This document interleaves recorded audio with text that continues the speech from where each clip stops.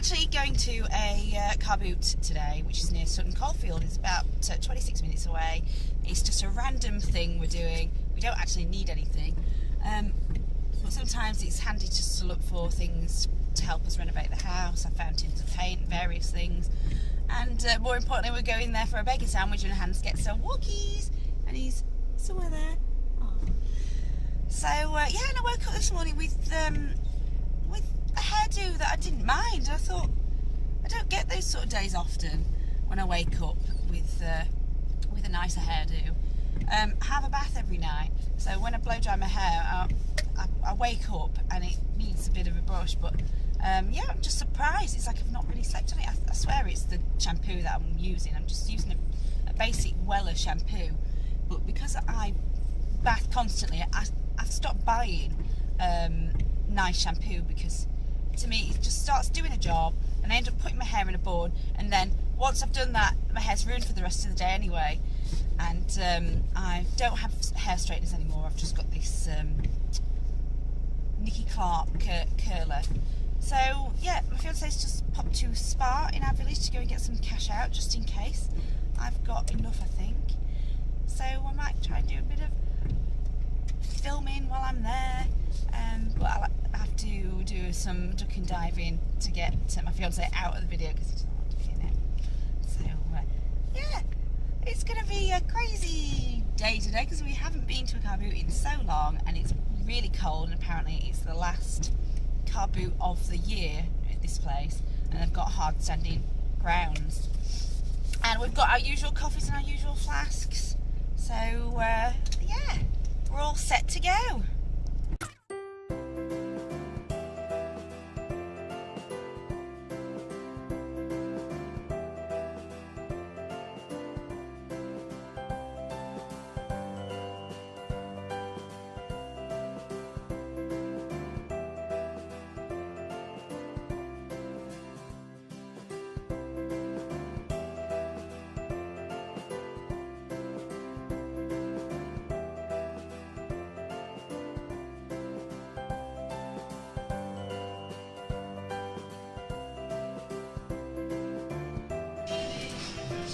I'm just in Poundland in Nuneaton, and I've got to say how, well, I haven't been into a Poundland for so long, but I'm so impressed with all the crafty things that they've got.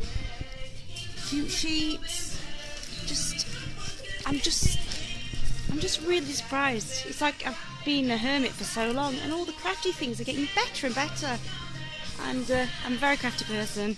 So yeah, but I'm looking for cellophane wrapping for my hampers and I can't find them anywhere.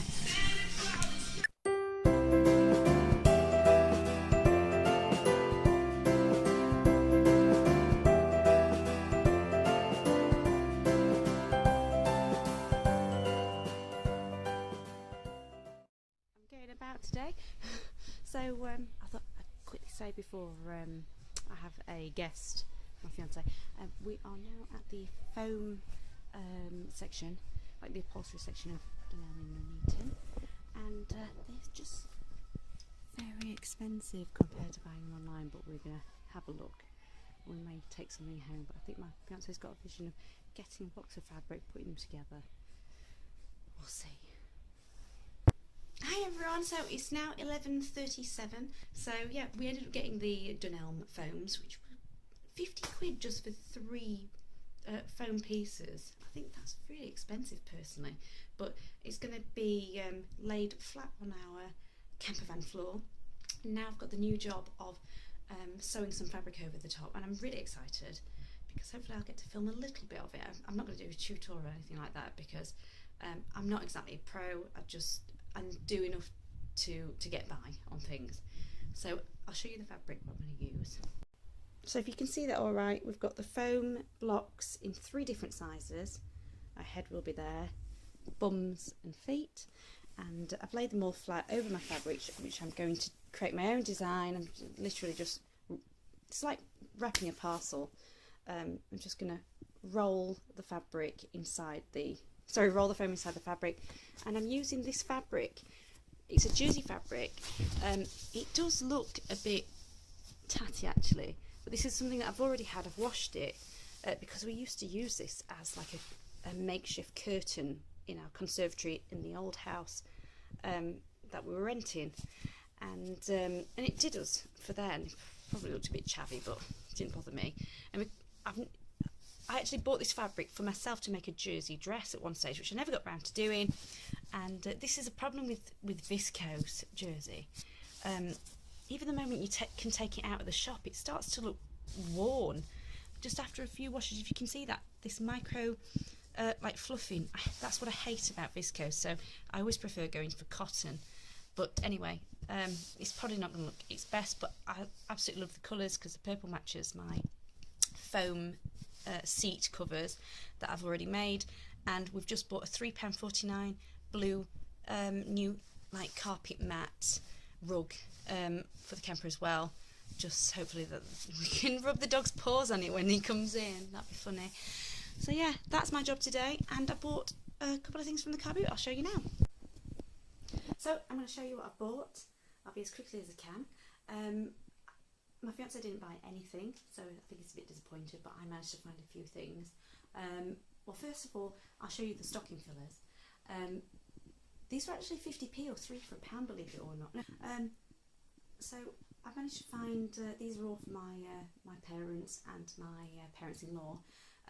We're already doing them a huge Christmas hamper, bigger than the ones that are going to my brother-in-laws and their families. So I thought, well, the price was a bargain, so this isn't the only thing we're going to get. So you can see we've got pure wool made in Scotland. So I've got a yellow scarf, a tea rose pink scarf, they've all got tassels at the end, a vibrant yellow scarf, and a navy blue or royal blue and a black.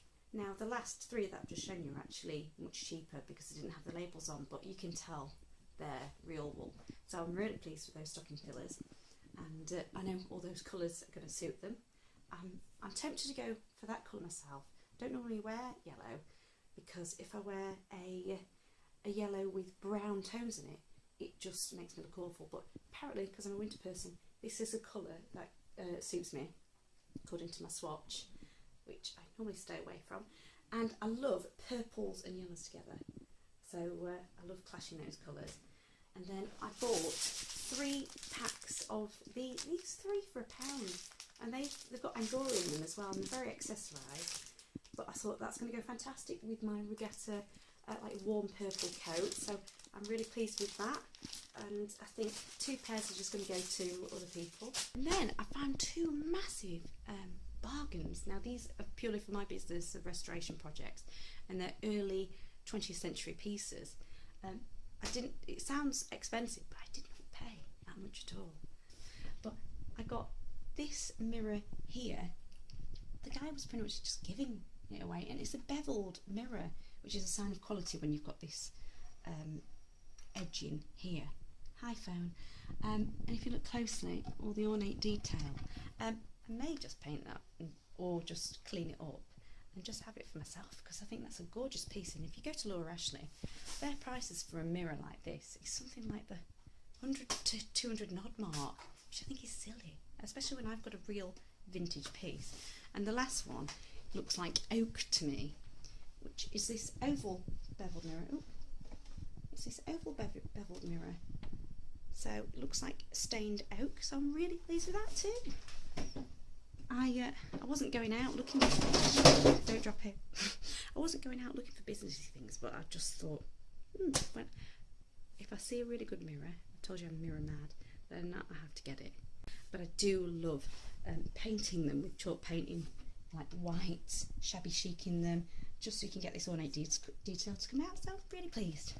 And then finally, because I'm running out of cellophane clear film for presentations of my hamper, I paid £4.99 for this 10-metre roll. I don't know how much I've got left on my other roll, and I didn't want to take a risk, because the moment you open it out, I'm probably not going to make it look pristine if I roll it back up, and little bits of fluff start sticking to it anyway. It gets all staticky, so I knew I am going to probably need it at some point. So yeah, that's what I bought. So I'll quickly show you if anybody is interested. I'm using my Brother sewing machine. I've cut around the piece of foam, and I've pinned the sides, the two pieces of fabric together because I folded it in half. But what I needed to do is put the right side of the fabric facing each other, because I'm going to turn this inside out later. So I'm going to just do one long stitch all along till I get to the end, and then I'm going to pin the other side together in a bit. So I'll be doing exactly the same method for all three pieces of foam. So there's my settings, and I'm just doing a straightforward running stitch.